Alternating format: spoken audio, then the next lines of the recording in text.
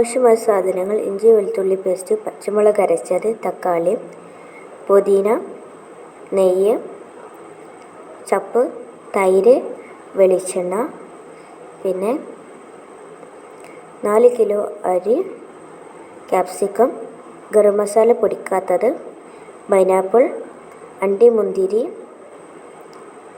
Pepper powder 6 kg, biryani masala, spring chicken, പിന്നെ ഉള്ളി.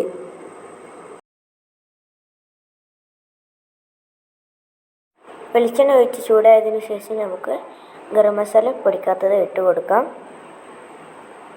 അതിലേക്ക് ഉള്ളി ചേർത്ത് കൊടുത്ത് നന്നായി വഴറ്റിയെടുക്കാം. നന്നായി ഇളക്കി മിക്സ് ചെയ്യണം. നന്നായി വഴറ്റിയെടുത്തിട്ടുണ്ട്. ഇനി നമുക്കിതിലേക്ക് പച്ചമുളക് അരച്ചത് ചേർത്ത് കൊടുക്കാം. പച്ചമുളക് ചേർത്ത് കൊടുത്തതിന് ശേഷം നന്നായി ഇളക്കി ഉള്ളിയും പച്ചമുളകൊക്കെ നന്നായി മിക്സ് ചെയ്തെടുക്കണം. നന്നായി മിക്സ് ചെയ്തിട്ടുണ്ട്. ഇനി നമുക്കിതിലേക്ക് ജിഞ്ചർ ഗാർലിക് പേസ്റ്റ് ഇട്ട് കൊടുക്കാം. ഇതും നന്നായി ഇളക്കി കൊടുക്കാം. ഇനി നമുക്കിതിലേക്ക് ചിക്കൻ ഇട്ട് കൊടുക്കാം. ഒരു ചിക്കൻ ഹാഫാക്കി, അങ്ങനെ 10 ചിക്കനും ഹാഫാക്കിയിട്ടുള്ളതാണിത്. നമുക്ക് നന്നായി മസാല പിടിക്കുന്നവരെ നന്നായി ഇളക്കി യോജിപ്പിച്ചെടുക്കാം. ഇവിടെ മസാല ഏകദേശം റെഡി ആയിട്ടുണ്ട്. ഇനി നമുക്കിതിലേക്ക് 1 ടീസ്പൂൺ മഞ്ഞൾപ്പൊടി ചേർത്ത് കൊടുക്കാം. എന്നിട്ട് നന്നായി ഇളക്കി കൊടുക്കാം. അതിനുശേഷം ബിരിയാണി മസാല ഒരു വലിയ 4 ടീസ്പൂൺ എന്നിവ ചേർത്ത് നന്നായി ഇളക്കി കൊടുക്കാം. നമുക്കിതിലേക്ക് പെപ്പർ പൗഡർ ചേർത്ത് കൊടുക്കാം. അതും ചേർത്ത് നന്നായി ഇളക്കി കൊടുക്കാം. നമുക്ക് തക്കാളി, ഞാൻ 1 കിലോ തക്കാളിയാണ് എടുത്തിട്ടുള്ളത്. അത് ഇളക്കിയതിന് ശേഷം ക്യാപ്സിക്കം ഇട്ട് കൊടുക്കാം. ക്യാപ്സിക്കം ഇട്ടതിന് ശേഷം നന്നായി ഇളക്കി കൊടുക്കാം. നമ്മൾ മസാല നന്നായി ഇളക്കിയതിന് ശേഷം നമുക്കിതിലേക്ക് തൈര് ഒഴിച്ച് കൊടുക്കാം. 1 പാക്കറ്റ് മുഴുവൻ ഞാൻ എടുത്തിട്ടുണ്ട്. ചെറുനാരങ്ങ ചേർക്കാത്തത് കൊണ്ട് ഞാൻ മുഴുവൻ എടുത്തിട്ടുണ്ട്. ഇനി നമുക്ക് ചപ്പും പുതിനയും ഇട്ട് കൊടുക്കാം.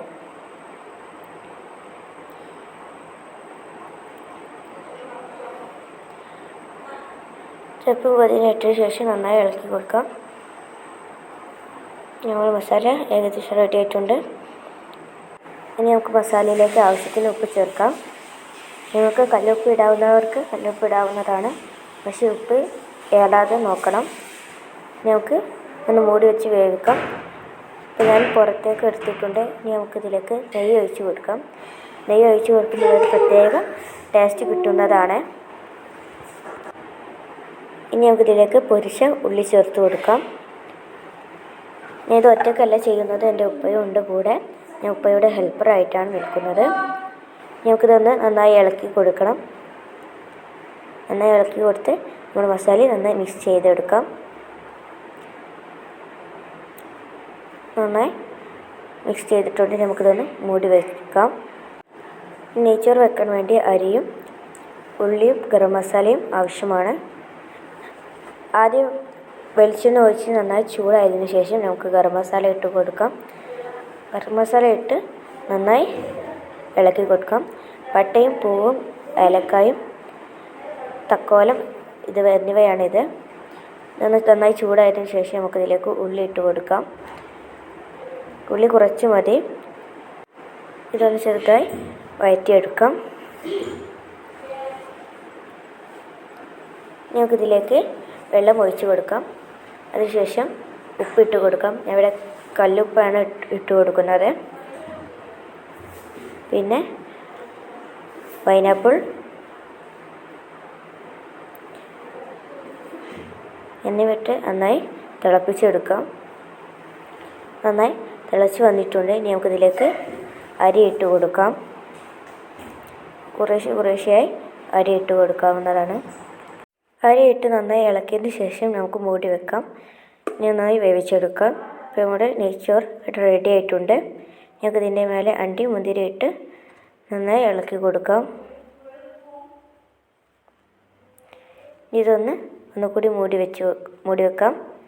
നമുക്ക് നേരത്തെ റെഡിയാക്കിയ മസാല എടുത്ത് അതിൻ്റെ മേലെ ഒന്ന് ചൂടായതിനു ശേഷം നമുക്ക് നെയ്ച്ചോറ് ഇട്ട് കൊടുക്കാം. ചോറ് പകുതി ഇട്ടതിന് ശേഷം നന്നായി ലെവലാക്കി അതിലേക്ക് പൊരിച്ച ഉള്ളിയും പൈനാപ്പിളും ഇട്ട് കൊടുക്കാം. ഇട്ടതിന് ശേഷം നമുക്കിനി ബാക്കി ചോറ് കൂടി ഇതിലേക്ക് ഇട്ട് കൊടുക്കാം. ഇനി നമുക്ക് ഒന്നുകൂടി നന്നായി ലെവൽ ചെയ്ത് കൊടുക്കാം. അതിനുശേഷം പൊരിച്ച ഉള്ളി ചേർത്ത് കൊടുക്കാം.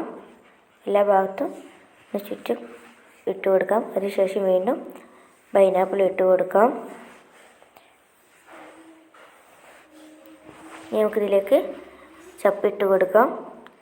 ചെറുതാക്കി അരിഞ്ഞതാണിത്. നമുക്ക് എല്ലാ ഭാഗത്തും 6 kg വെച്ച് കൊടുത്തതിന് ശേഷം മൂടി വെച്ച് വേവിച്ചെടുക്കാം. മൂടി വെച്ചതിന് ശേഷം നമുക്കിതിൻ്റെ മേലെ കണലിട്ട് കൊടുക്കാം. ഇവിടെ കണലൊക്കെ മാറ്റി ദമ്മ് പൊട്ടിച്ച് നോക്കുകയാണ്. നമ്മുടെ ബിരിയാണി ഇവിടെ റെഡി ആയിട്ടുണ്ട്. എല്ലാവർക്കും ഇഷ്ടപ്പെട്ട ലൈക്ക് ചെയ്യാൻ, സബ്സ്ക്രൈബ് ചെയ്യാൻ, ബെൽ ബട്ടൺ അമർത്താൻ മറക്കരുത്.